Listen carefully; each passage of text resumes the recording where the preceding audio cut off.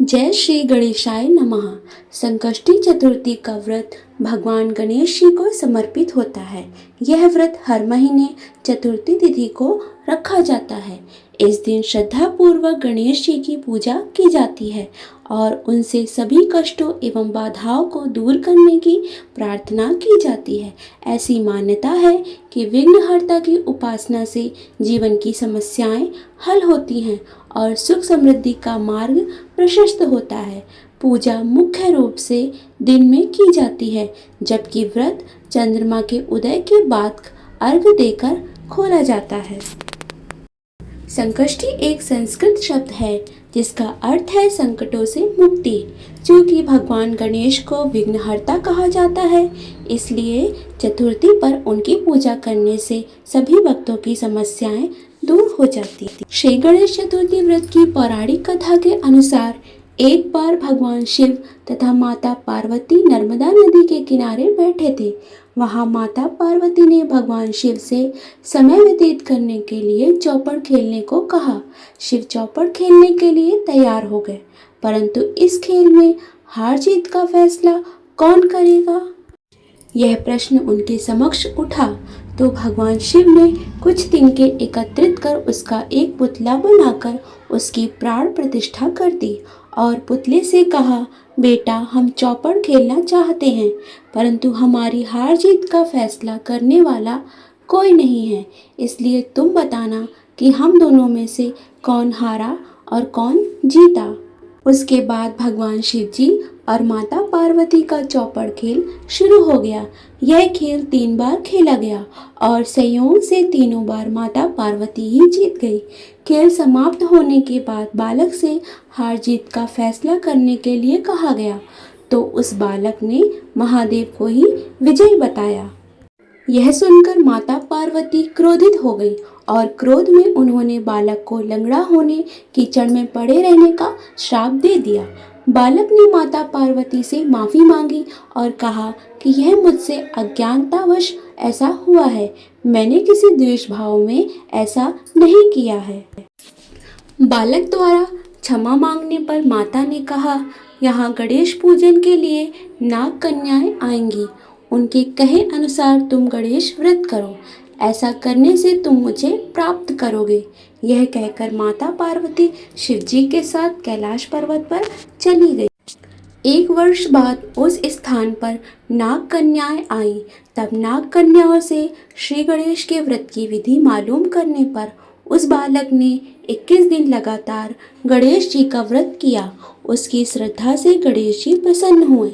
उन्होंने बालक को मनोवांछित फल मांगने के लिए कहा। उस पर उस बालक ने कहा, हे विनायक, मुझ में इतनी शक्ति दीजिए कि मैं अपने पैरों से चलकर अपने माता पिता के साथ कैलाश पर्वत पर पहुंच सकूं। वे यह देख प्रसन्न हों। तब बालक को वरदान देकर श्री गणेश अंतर्ध्यान हो गए। इसके बाद वह बालक कैलाश पर्वत पर पहुंच गया और कैलाश पर्वत पर पहुंचने की अपनी कथा उसने भगवान शिव जी को सुनाई। चौपड़ वाले दिन से माता पार्वती शिव जी से विमुख हो गई थी, अतः देवी के रुष्ट होने पर भगवान शिव ने भी बालक के बताए अनुसार 21 दिनों तक श्री गणेश का व्रत किया।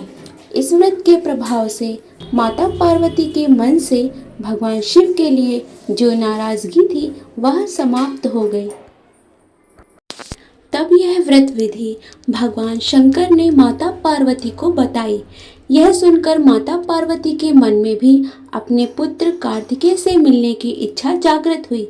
तब माता पार्वती ने भी 21 दिन तक श्री गणेश का व्रत किया और दूर्वा, फूल और लड्डुओं से गणेश जी का पूजन अर्चन किया। व्रत के 21वें दिन कार्तिकेय स्वयं माता पार्वती से आ मिले। उस दिन से श्री गणेश चतुर्थी का यह व्रत समस्त मनोकामनाओं की पूर्ति करने वाला व्रत माना जाता है।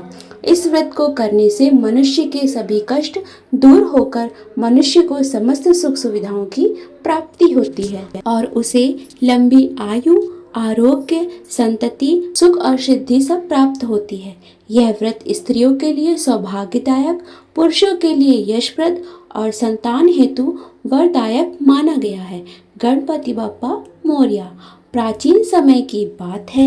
एक बार भगवान शिव जी ने अपनी पत्नी माँ पार्वती और पुत्र गणेश व कार्तिकेय के साथ कैलाश पर्वत पर आनंद सभा सजाई। देवताओं और ऋषियों का भी वहां आगमन हुआ। उसी समय देवताओं के बीच यह प्रश्न उठा, संसार की परिक्रमा करने में कौन श्रेष्ठ है। भगवान शिव ने दोनों पुत्रों कार्तिकेय और गणेश जी को बुलाकर कहा, हे पुत्रों, तुम दोनों में से जो सबसे पहले पूरी पृथ्वी की परिक्रमा करके लौटेगा वह सबसे बड़ा ज्ञानी और पूजनीय कहलाएगा। यह सुनते ही कार्तिकेय अपने वाहन मोर पर सवार होकर वेग से निकल पड़े। उनका मन तेज गति से संसार का चक्कर लगाने में लग गया। गणेश जी ने यह सुना तो कुछ क्षण शांत होकर विचार करने लगे। उनका वाहन तो मूषक था, धीमा और छोटा। यदि वे पृथ्वी की परिक्रमा करने निकलते तो समय अधिक लगता, परंतु गणेश जी बुद्धि के देवता हैं। उन्होंने तुरंत निश्चय किया। वे अपने स्थान से उठे, माता पार्वती और पिता महादेव के चरणों में हाथ जोड़कर खड़े हुए और 7 बार उनकी परिक्रमा कर ली। सभी देवता आश्चर्यचकित रह गए। भगवान शिव ने मुस्कुराकर पूछा, पुत्र गणेश, तुमने यह क्या किया? तुम्हें तो पूरी पृथ्वी की परिक्रमा करनी थी। गणेश जी हाथ जोड़कर बोले, पिताश्री, माता पिता ही संपूर्ण ब्रह्मांड के समान हैं। उनकी परिक्रमा करने से तो संपूर्ण पृथ्वी, सभी लोकों और समस्त ब्रह्मांड की परिक्रमा हो जाती है।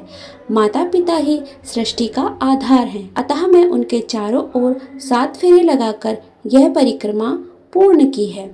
शिव और पार्वती यह सुनकर अति प्रसन्न हो गए। उन्होंने आशीर्वाद दिया, गणेश, आज से तुम ही सबसे पहले पूज्य होगे। सभी कार्यों में सबसे पहले तुम्हारी पूजा होगी और जो भी संकष्टी चतुर्थी के दिन तुम्हारा व्रत करेगा वह जीवन में हर संकटों से मुक्त होगा। एक कथा के अनुसार एक बार पृथ्वी पर भयंकर अकाल पड़ा। नदियां सूख गई, खेत बंजर हो गए और लोग भूख से व्याकुल होने लगे।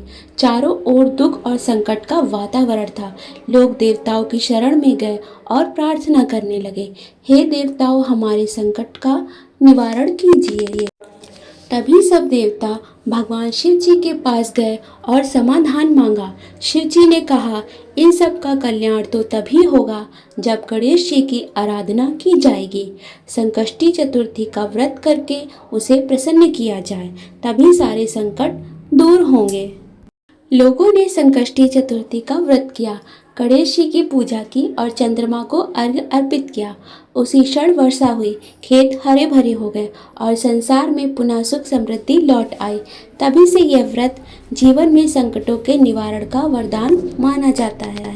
चतुर्थी के दिन शाम को पूजा करने के साथ ही जो भी भक्त सच्चे मन से भगवान गणेश जी की कथा सुनता है या फिर पढ़ता है, भगवान श्री गणेश सदा उनकी और उनके परिवारजनों की रक्षा करते हैं। कथा संपूर्ण। बोलिए गणेश भगवान की जय।